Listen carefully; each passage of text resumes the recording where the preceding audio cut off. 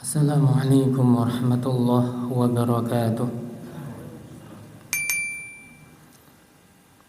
Innal hamdalillah nahmaduhu wa nasta'inuhu wa nastaghfiruhu wa natubu ilaihi wa na'udzu billahi min syururi anfusina wa min sayyiati a'malina.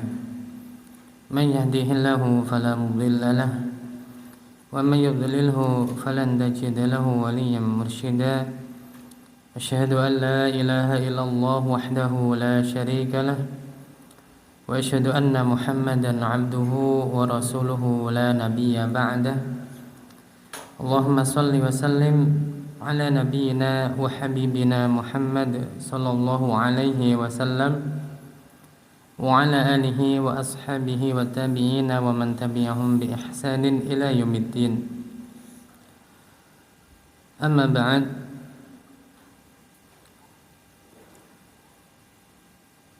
Hadirin wal hadirat rahimani wa rahimakumullah. Ya, kita lanjutkan kemarin tentang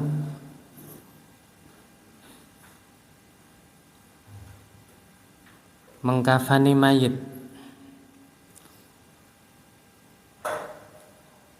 Saya tambahkan ada beberapa khilafiyah di kalangan para ulama.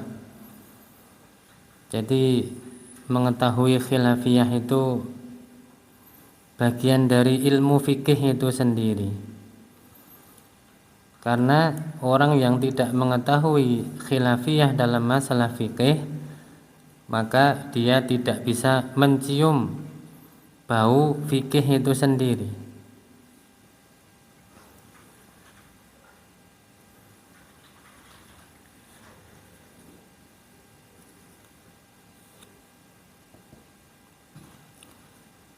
Ada beberapa masalah yang diperselisihkan oleh para ulama tentang kafan ini. Yang pertama, kadar minimal yang wajib pada kafan.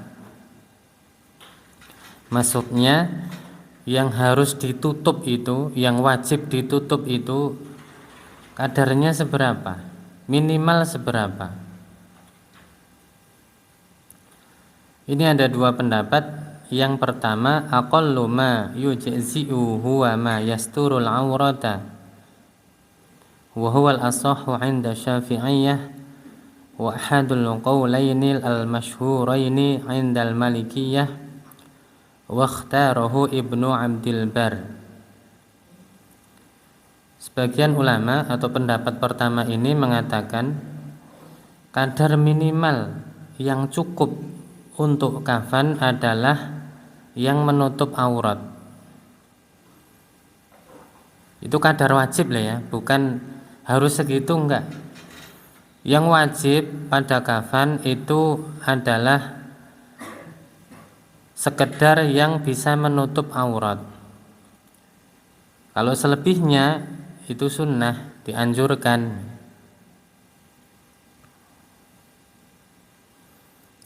Apa seperti ini bisa kejadian? Ya bisa saja.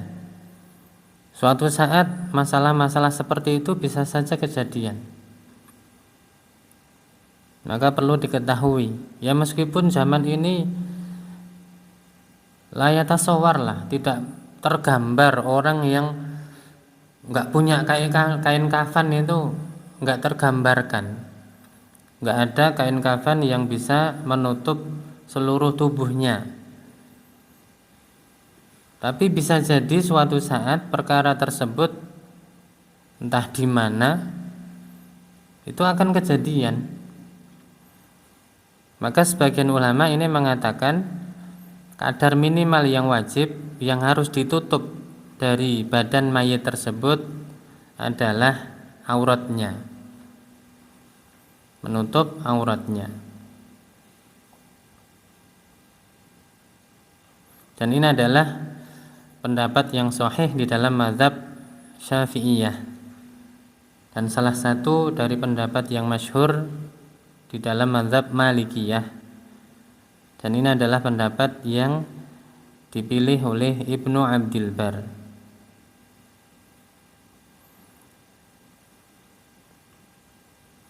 Pendapat yang kedua, aqallu takfinuhu bi thawbin wahidin yasturu jami'al badani. Kadar minimal yang harus ada pada kafan itu adalah dengan satu kain yang bisa menutup seluruh badannya. Kalau yang pertama tadi, yang wajib ditutup itu hanya auratnya, selebihnya itu adalah dianjurkan atau sunnah. Kalau yang pendapat kedua ini minimal dengan satu kain yang bisa menutup seluruh badannya. Seluruh badannya berarti ya dari kepala sampai kaki. Wa hadza madhhabul Hanabilah. Dan ini adalah pendapatnya mazhab Hanabilah. Wa huwa ahadul qaulainil masyhuraini 'indal Malikiyah. Dan salah satu pendapat yang masyhur dari mazhab Malikiyah. Berarti dalam mazhab Malikiyah dua-duanya masyhur. Pendapat yang pertama di kalangan mazhab Malikiyah masyhur, pendapat yang kedua di kalangan Malikiyah juga masyhur.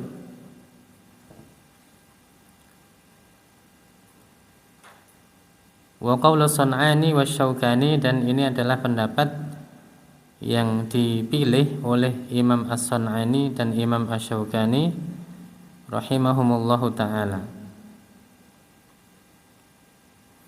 Dalilnya apa? Dalilnya sama. Dua-duanya punya dalil yang sama. Cuma pemahamannya yang berbeda. Misalnya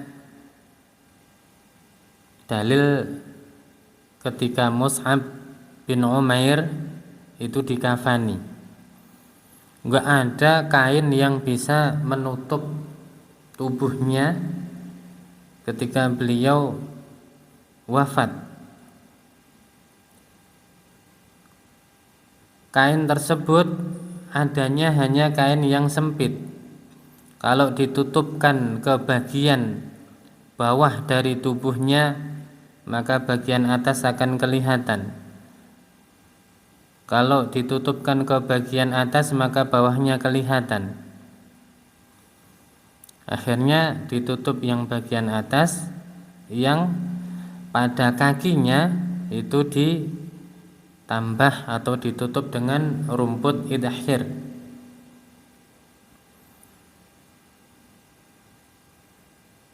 Berarti apa? Itu intinya yang ditutup itu adalah pada auratnya. Kalau menurut pendapat yang pertama. Kalau menurut pendapat yang kedua, berarti bagaimanapun harus ditutup semuanya. Nyatanya adanya rumput ya ditutupkan gitu.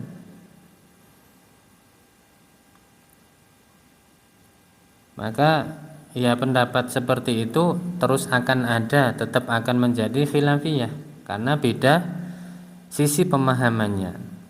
Dalilnya sama.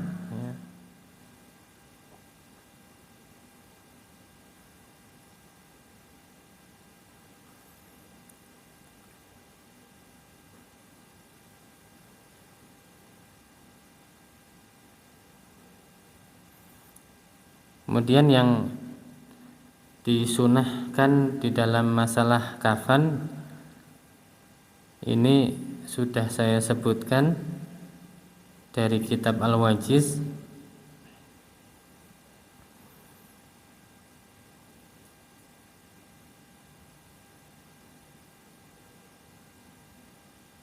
Untuk selanjutnya, sifat kafan yang dianjurkan. Yang pertama, dianjurkan ketika mengkafani mayit itu dengan kafan yang longgar. Kain kafan yang longgar, yang luas.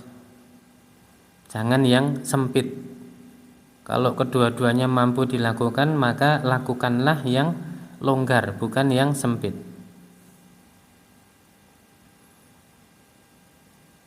yustahabu an tubsata ahsanul akfani wa awsa'uha, thumma tubsata tsaniyatu 'alaiha thumma tsalisah. Yang paling bawah itu yang paling longgar, karena yang paling bawah ini akan menjadi bagian kain yang paling luar. Letakkan dulu kain yang paling bawah itu yang paling longgar, yang paling luas. Kemudian letakkan yang kedua lagi, itu bisa yang lebih sempit darinya atau sama. Kemudian yang ketiga, intinya kalau memang tidak ada yang sama ukurannya, sama-sama longgarnya, maka yang paling bawah itu yang paling longgar, karena yang paling bawah itu nanti akan menjadi lapisan yang paling luar.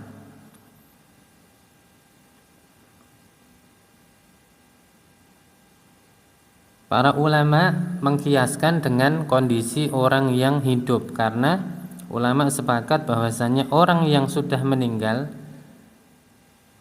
itu tetap harus diperlakukan sebagaimana orang yang hidup, termasuk ketika mengkafaninya. Dan orang yang hidup itu biasanya kain yang menutup paling luar dari tubuhnya itu yang paling longgar, yang paling luas. Mungkin kalau ada orang kebalikannya dari itu berarti kebalik. Kecuali kalau pakaian pelengkap saja loh. Kalau pakaian yang asli itu biasanya orang yang hidup kan yang paling longgar itu yang paling luar.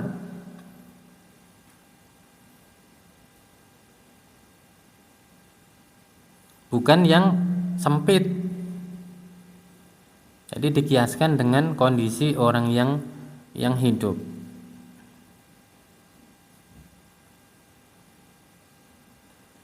Yang kedua, yuhmalul mayyitu ilal akfani masturan.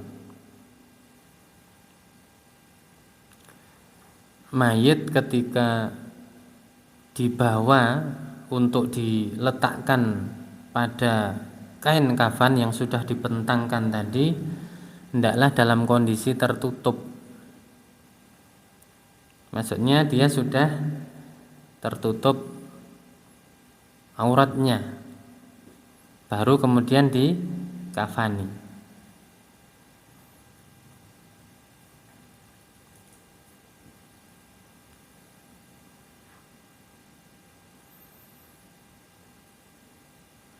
Yang selanjutnya, yudha'u hanutun ala maudhi'is sujud.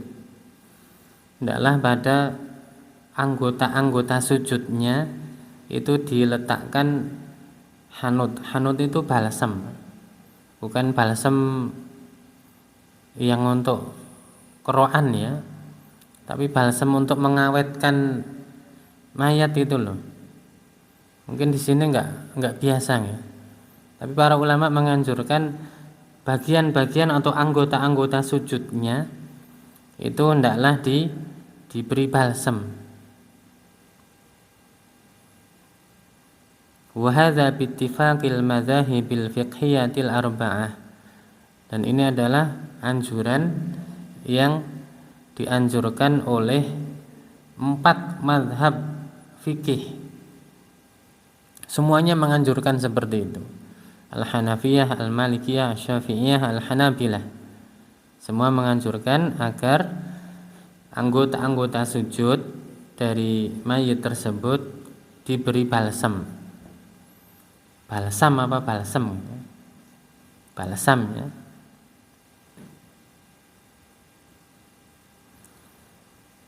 Apa alasannya? Karena bagian tubuh yang paling mulia dari mayit seorang muslim itu adalah anggota-anggota sujudnya. Maka dimuliakan, diawetkan gitu.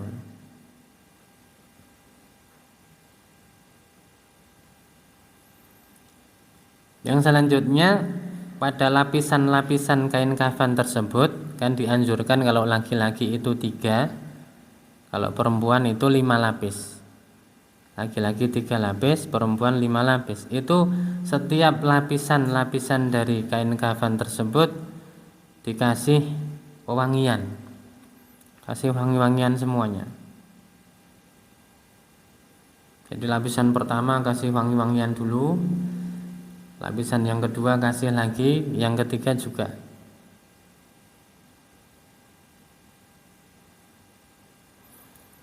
Yang selanjutnya, yustahabu ayyutayyaba ra'sahu wa lihyatuhu. Dianjurkan untuk merapikan rambut dan juga yang lainnya, misalnya jenggotnya atau kumisnya dirapikan. Wa dzalika bittifaqil madzahibil fiqhiyatil arba'ah, dan ini juga pendapat yang menjadi anjuran ulama mazhab yang 4, dirapikan rambutnya atau bulu yang lainnya.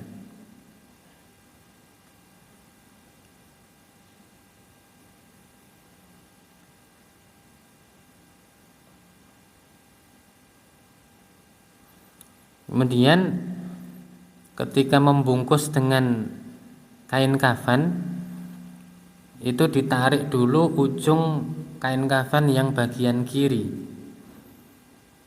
lalu baru yang sebelah kanan. Yang lapisan kedua juga seperti itu, yang kiri dulu ditarik, diselimutkan, kemudian baru ujung bagian yang kanan diselimutkan. Jadi kiri dulu baru yang kanan.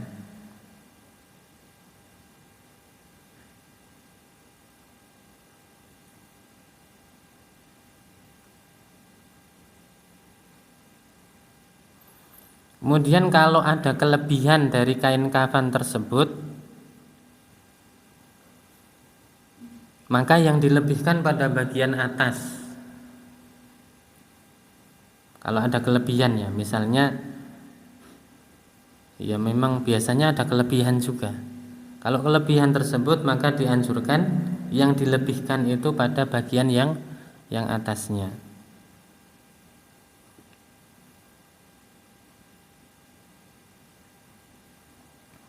Kalau memang dua-duanya ada kelebihan ya berarti yang atas sama yang bawah dilebihkan semuanya. Jadi bukan berarti kalau ada kelebihan terus yang dilebihkan hanya atasnya saja, bawahnya enggak. Kalau dua-duanya bisa dilebihkan, maka dilebihkan pada bagian kepala dan bagian kakinya.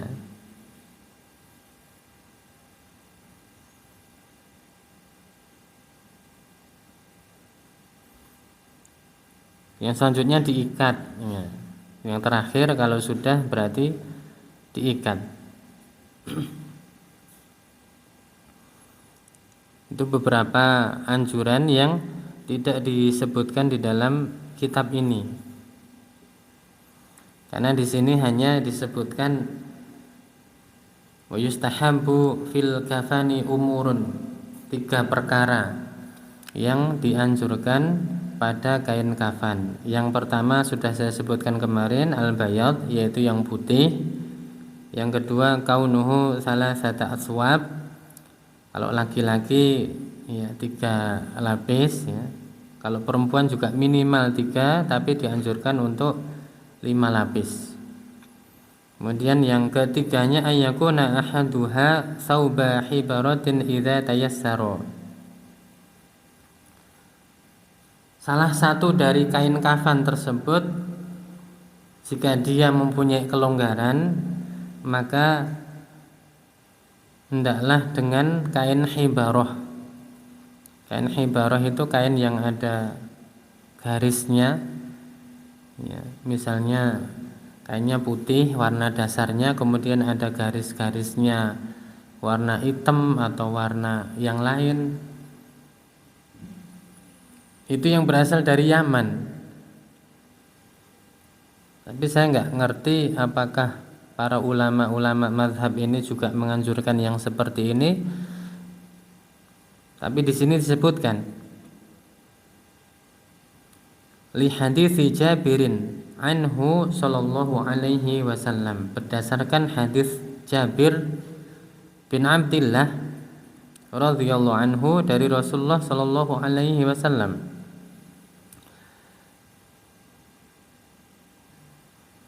Idza tuwfiya ahadukum fawajada syai'an falyukaffan fi thawbi hibaratin. Jika salah seorang dari kalian meninggal dunia dan dia mempunyai kelebihan dari hartanya, maka hendaklah dia memakai kafan dari kain hibarah. Kain hibarah itu tadi kain yang putih warna dasarnya tapi ada coraknya atau garisnya, berdasarkan hadis Jabir bin Abdullah.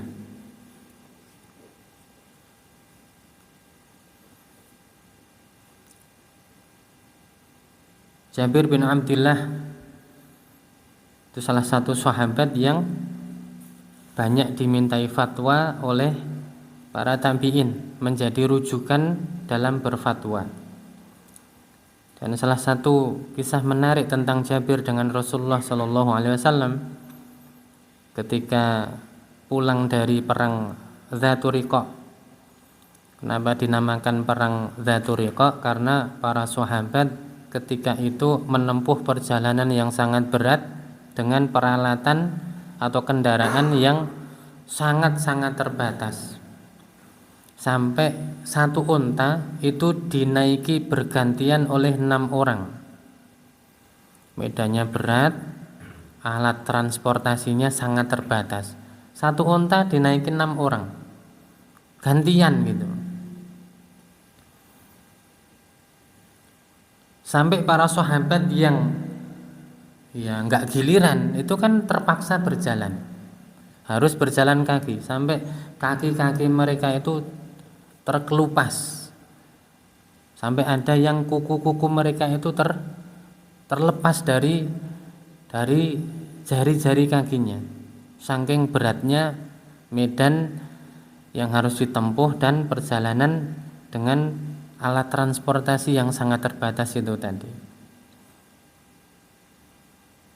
Ada yang mengatakan Rasulullah mengirim 400 pasukan, ada yang mengatakan 700. Wallahu a'lam.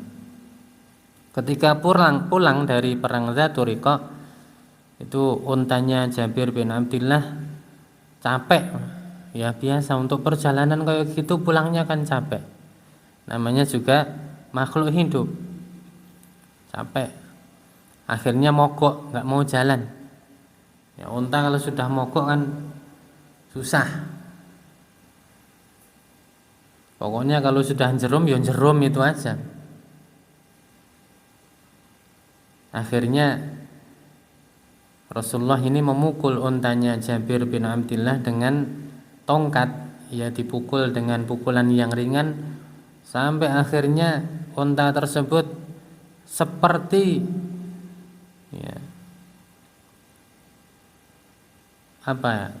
kaget gitu loh, sampai langsung berdiri terus jalan gitu aja, sampai bisa menyusul teman-teman yang lain yang ada di depan. Rasulullah mengatakan kepada Jabir bin Abdullah, jualah untamu. Jabir mengatakan, ya Rasulullah, kalau engkau mau saya hadiahkan kepadamu. Rasulullah mengatakan, juallah. Jadi Rasulullah pengen membeli untanya Jabir bin Abdullah. Lalu sudah, akhirnya Jabir mau menjual, dan kalau bahasa kita nyang-nyangan, tawar menawar. Rasulullah mengatakan 1 dirham ya, tak beli 1 dirham ya. Ya Jabir bin Abdullah nggak mau, 1 dirham kok. Akhirnya dinaikkan 2 dirham, belum mau. 3 dirham, belum mau. Sampai akhirnya 40 dirham. 1, 2, 3, 4 terus sampai 40 dirham. Kemudian disepakati, ya Rasulullah, kalau engkau ridho dengan harga segitu, aku jual kepadamu. Tapi aku punya syarat, aku mau bawa onta ini sampai pulang ke Madinah. Jadi jual beli di tengah jalan. Tapi kan kalau dijual atau diserah terimakan di situ kan Jabir nggak punya kendaraan. Akhirnya memberi syarat, tapi ini tak bawa pulang dulu ke Madinah. Jadi sampai ngantar aku pulang ke Madinah. Setelah sampai pulang di Madinah, diantarkanlah onta tersebut pada Rasulullah SAW, dan Rasulullah menyuruh Bilal bin Rabah radhiyallahu anhu untuk memberi uang seharga onta tersebut, yaitu 40 dirham, dan ditambah lagi oleh Rasulullah. Setelah sampai diserah terimakan, Bilal mengatakan, Jabir, engkau dipanggil oleh Rasulullah. Ya, dipanggil. Kemudian Rasulullah mengatakan, bawalah ontamu.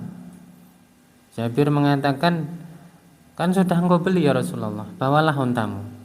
Emang aku itu niat membeli ontamu? Enggak. Saya itu berniat untuk membantumu tanpa harus membeli ontamu. Cuma Rasulullah buat kayak tadi. Jadi para ulama mengatakan salah satu caranya kita itu mengetahui kesusahan orang, ya sebagaimana yang Rasulullah lakukan. Jadi setelah Jabir menyepakati harga 40 dirham tersebut, Jabir mengatakan kepada Rasulullah, kalau harga segini saya bisa bayar utang gitu. Berarti Rasulullah tahu ini Jabir sedang butuh untuk bayar hutang. Maka Rasulullah kembalikan onta tersebut sama harganya, sama kelebihannya.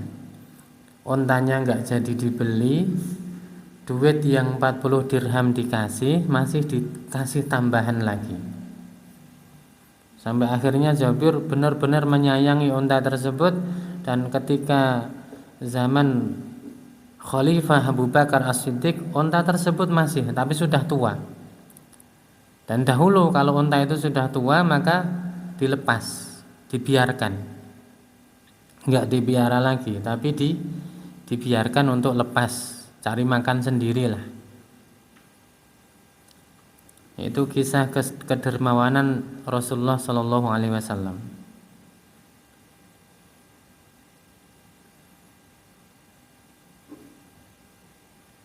Kita lanjutkan.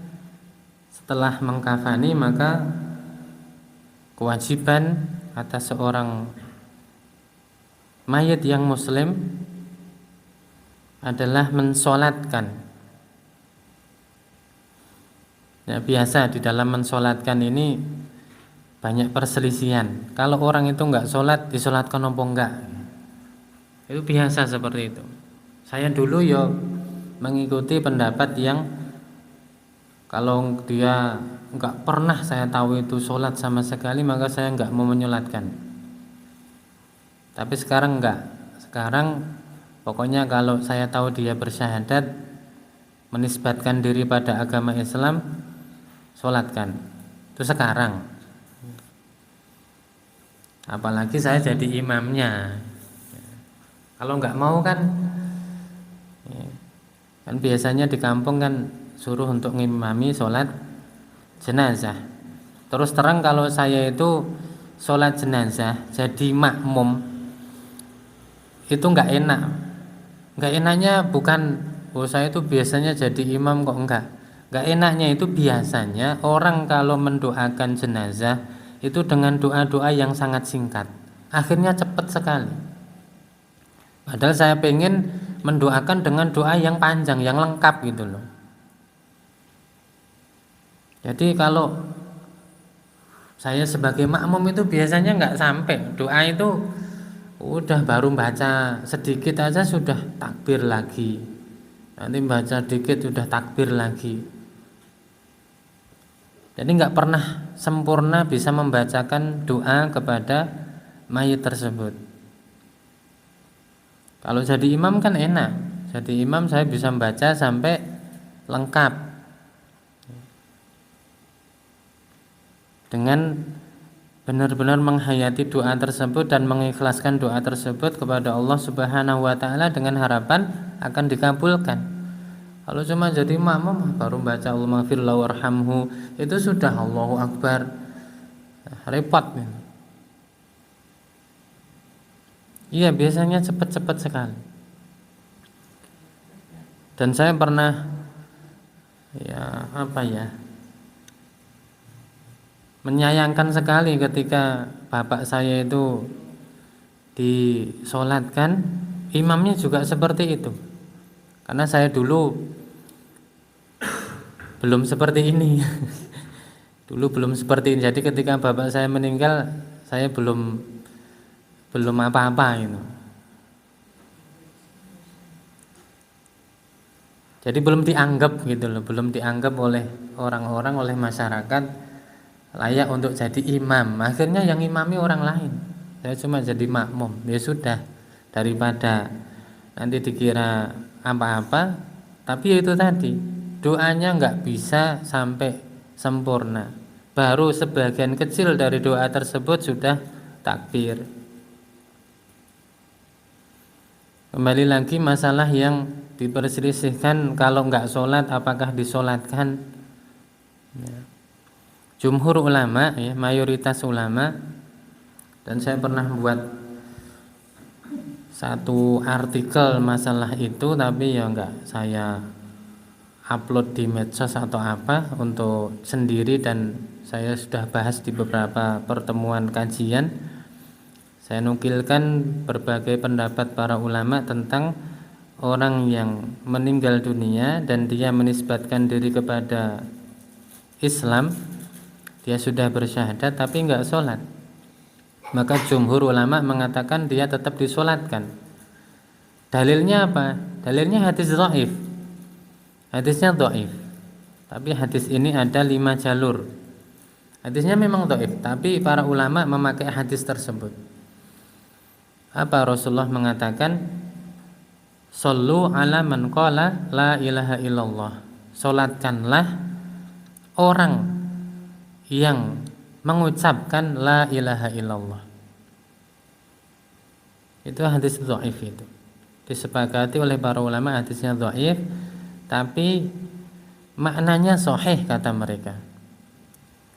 Hadisnya sanadnya dhaif tapi maknanya sahih, dan banyak hadis-hadis yang model seperti itu banyak. Kalau secara sanad hadisnya dhaif, tapi secara isi benar gitu loh. Isinya benar. Karena la ilaha illallah itu anwanul Islam, itu alamat atau tanda, ciri keislaman seseorang. Kalau orang sudah mengucapkan la ilaha illallah atau bersyahadat, ya asyhadu an la ilaha illallah wa asyhadu anna Muhammadar Rasulullah, itu berarti dia sudah masuk Islam. Dia sudah masuk Islam.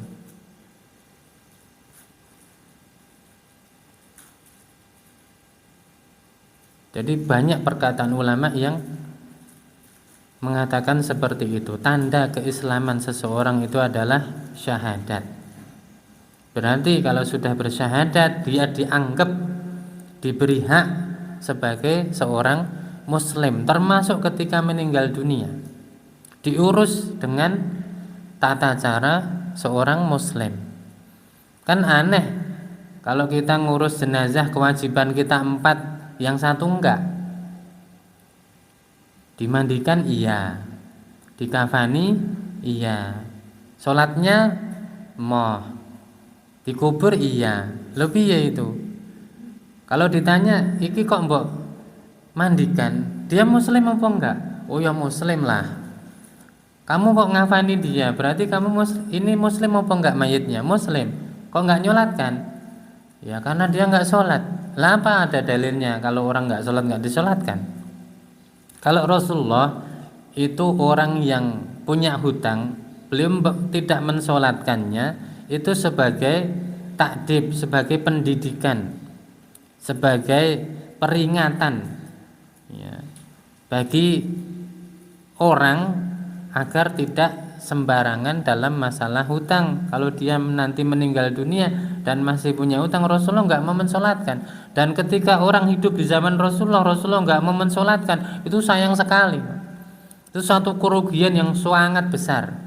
Rasulullah nggak mau mensolatkan, maka hati-hati kan gitu. Tapi para sahabat tetap diperintah untuk mensolatkan. Para sahabat diizinkan untuk mensolatkan. Terus kita lihat juga keadaan keluarganya. Udah keluarganya, saya banyak menemui ya orang yang tidak sholat, ya meninggal dunia, anak-anaknya itu sholat, banyak seperti itu, atau keluarganya sholat. Coba kalau sudah dia kehilangan salah satu anggota keluarganya, dia bersedih, dia berduka cita, tambah lagi orang-orang nggak mau mensolatkannya sama sekali, ya itu kan suatu satu pukulan yang berat. Dan coba kalau itu terjadi pada orang tua kita sendiri misalnya, kita sholat, kita tekun beribadah, tapi qadarullah orang tua kita muslim tapi nggak sholat, terus orang-orang nggak mau mensolatkan, itu kan satu pukulan tambahan, kesedihan yang di atas kesedihan lagi.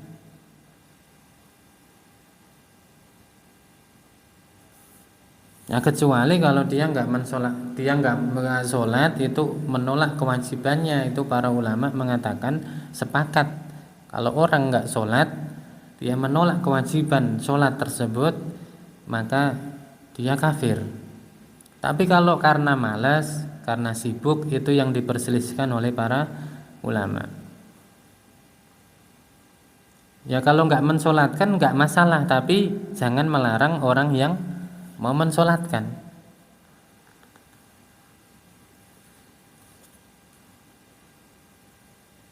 As-sholatu 'alal janazati, yaitu mensolatkan jenazah. As-sholatu 'alal mayyitil muslimi fardu kifayatin. Mensolatkan seorang mayit yang muslim itu hukumnya fardu kifayah.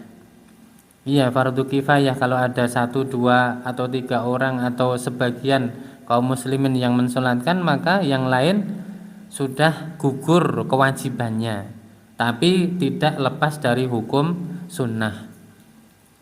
Jadi yang lain ini hukumnya enggak wajib lagi, tapi sunnah, karena sudah diwakili oleh sebagian kaum muslimin. Ya sama dengan hukum memandikan, mengkafani, mensolatkan, mengubur, itu semua fardu kifayah. Masa semua mau ngubur, kan nggak mungkin. Masa semua mau memandikan, nggak mungkin. Masa semua mau mengkafani, nggak mungkin. Mensolatkan ini juga fardu kifayah. Kalau ada sebagian yang sudah mensolatkan, yang lain ini sudah tidak wajib untuk mensolatkannya, tapi tidak lepas dari hukum sunnah. Li'amrihi sallallahu alaihi wasallam biha fi ahadits, berdasarkan perintah Rasulullah sallallahu alaihi wasallam dalam beberapa hadis. Minha, diantaranya haditsu Zaid bin Khalid al-Juhani radhiyallahu anhu, hadisnya Zaid bin Khalid al-Juhani, anna rajulan min ashabin nabi sallallahu alaihi wasallam tuwfiya yauma Khaybar. Bahwasanya ada seorang laki-laki dari sahabat Nabi sallallahu alaihi wasallam yang meninggal pada perang Khaybar. Fadzakaru dzalika li Rasulillah sallallahu alaihi wasallam, maka diceritakanlah atau dikabarkanlah hal tersebut kepada Rasulullah sallallahu alaihi wasallam. Faqala, maka Rasulullah mengatakan, sallu ala sahibikum, solatkanlah teman kalian. Rasulullah enggak mensolatkan, cuma memerintahkan solatkanlah teman kalian. Fataghayyarat wujuhun nasi lidzalika. Maka wajah para sahabat ini berubah. Kenapa Rasulullah enggak mau mensolatkan ini? Berubahnya itu berubah karena penasaran. Rasulullah hanya memerintahkan sallu li sahibikum, solatkanlah teman kalian. Tapi Rasulullah sendiri enggak mensolatkan. Faqala, maka Rasulullah mengatakan inna sahibakum ghalla fi sabilillah. Sesungguhnya teman kalian ini berbuat ghulul. Ghulul itu kalau dulu itu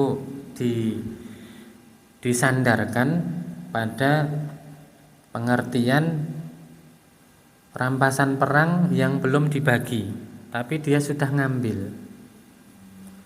Rampasan perang belum dibagi oleh Rasulullah karena Rasulullah punya jatah 20%. Rasulullah itu kalau mau kaya. Maksudnya kalau beliau itu enggak lebih dermawan daripada angin yang bertiup, beliau kaya itu. 20% setiap dapat rampasan perang. Padahal dalam satu peperangan itu diriwayatkan Rasulullah membagikan rampasan perang pada orang-orang yang baru keislamannya itu sampai 200 ekor unta. Satu orangnya sampai 200 ekor unta. Lah kalau 20% dari jatah tersebut yang banyak sekali, pasti akan besar sekali jatahnya. Jatah satu orang bisa 200 ekor unta.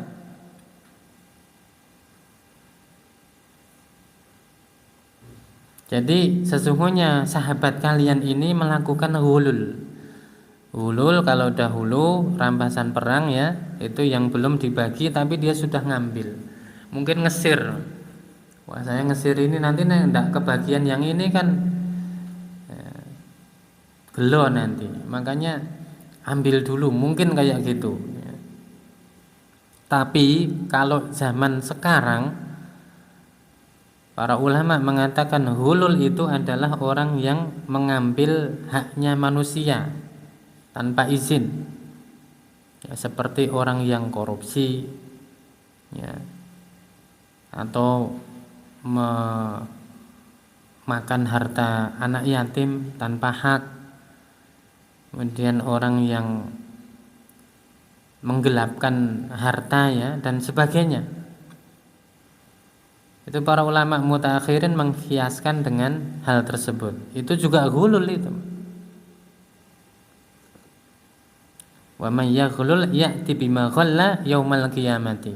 Barang siapa yang melakukan ghulul, maka apa yang dia ambil secara ghulul tersebut akan datang nanti di hari kiamat.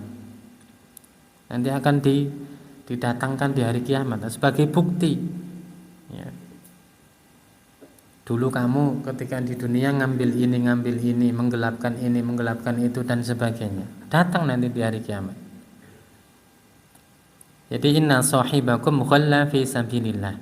Sesungguhnya sahabat kalian ini melakukan ghulul fi sabilillah. Padahal beliau ikut berjihad, ya. Cuma ketika harta tersebut belum dibagikan, beliau sudah ngambil, lalu meninggal dunia. Padahal fisabilillah saja Rasulullah masih nggak mau mensolatkan.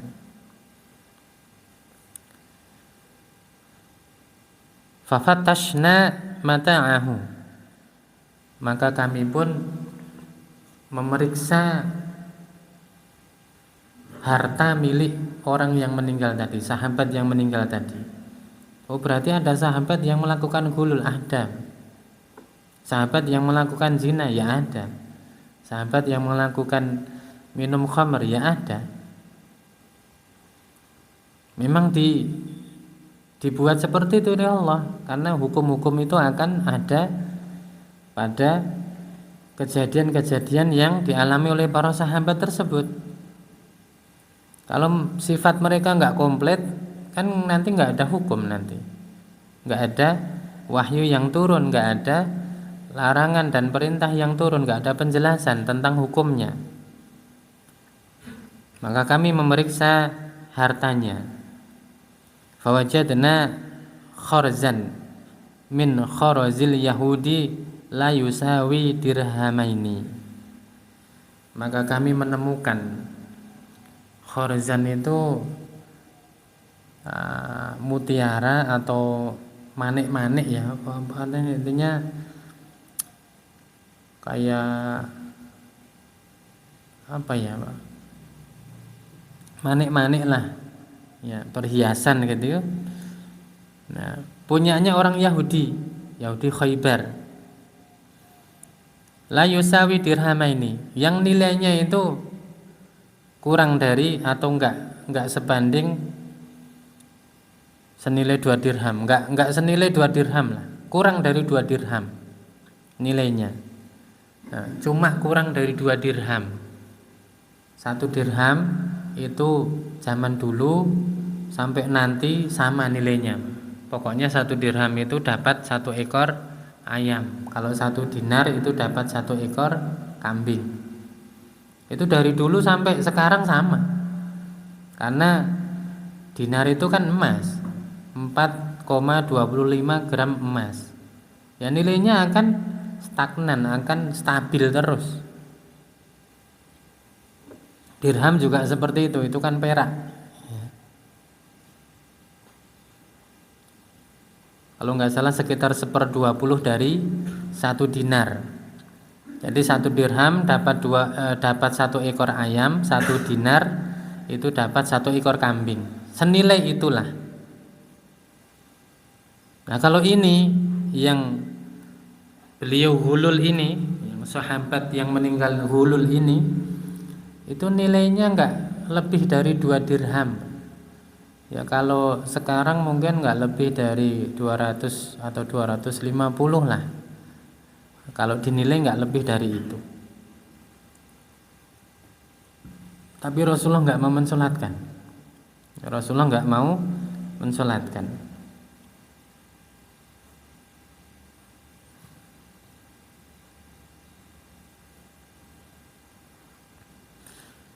Wa yustathna min dzalika syakhsani fala tajibu sholatu alaihima. Dan dikecualikan dari hal tersebut ya, 2 orang yang tidak wajib untuk disolatkan. Tidak wajib loh ya. Tidak wajib bukan berarti nggak boleh, bukan berarti tidak sunnah. Tidak wajib itu hukumnya tidak sampai pada derajat wajib. Itu ada pada 2 orang. Yang pertama at-tiflu alladzi lam yablugh, anak kecil yang belum nyampe umur balik. Itu enggak wajib, tapi sunnah. Enggak sampai wajib derajat hukumnya. Anak kecil yang belum mencapai usia balik. Maka para ulama mengatakan semenjak manusia itu ditiupkan ruh di dalam rahim, itu sudah disunnahkan untuk disolatkan.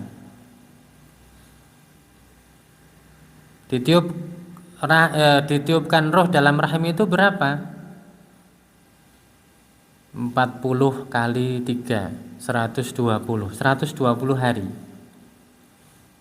ya. Jadi bayi di dalam rahim yang sudah 120 hari lebih itu sudah disunahkan untuk disolatkan, meskipun nanti meninggal atau ya sebelum lahir sudah meninggal atau meninggalnya setelah lahir, tapi sudah mulai disunahkan untuk disolatkan karena sudah ditiupkan roh. Lah agamanya apa? Agamanya dinisbatkan kepada orang tuanya muslim, ya anaknya dinisbatkan kepada muslim. Itu kecuali ya. Qalat Aisyah radhiyallahu anha, berkata Aisyah radhiyallahu anha, mata Ibrahimu ibnun Nabi sallallahu alaihi wasallam wa huwa ibnu 18 syahran. Ibrahim anaknya Nabi sallallahu alaihi wasallam meninggal dan usianya adalah 18 bulan. Ya, 18 bulan. Falam yusalli alaihi Rasulullah sallallahu alaihi wasallam, maka Rasulullah sallallahu alaihi wasallam tidak mensolatkannya. Maksudnya, kenapa Rasulullah enggak mau mensolatkannya? Tidak mensolatkannya, bukan enggak mau, tidak mensolatkannya agar diketahui bahwa hukumnya itu adalah sunnah. Kalau Rasulullah mensolatkan nanti bisa jadi hukumnya wajib. Saya tambahkan satu lagi, asani asyahid. Yang kedua adalah orang yang mati syahid. Itu enggak wajib disolatkan, tapi sunnah hukumnya. An Anasin, dari Anas bin Malik, anna syuhada Uhudin lam yughassalu wa dufinu bidimaihim wa lam yusalla alaihim. Sesungguhnya para syuhada perang Uhud itu tidak dimandikan dan mereka dikuburkan dengan darah-darah mereka. Jadi masih dalam keadaan berdarah, itu dikuburkan dan tidak disolatkan atas mereka. Tapi sekali lagi itu hukumnya sunnah dan tidak sampai pada derajat wajib. Itu dua pengecualian orang yang tidak wajib untuk disolatkan. Selain itu, kalau dia seorang muslim maka wajib untuk disolatkan. Mungkin demikian apa yang bisa saya sampaikan. Kita tutup dulu. Kurang lebihnya mohon maaf. Allahu ta'ala alam bisawab. Wa sallallahu ala nabiyyina Muhammad. Wa akhiru da'wana alhamdulillahi rabbil alamin. Subhanakallahumma bihamdika asyhadu an la ilaha illa anta astaghfiruka wa atubu ilaik.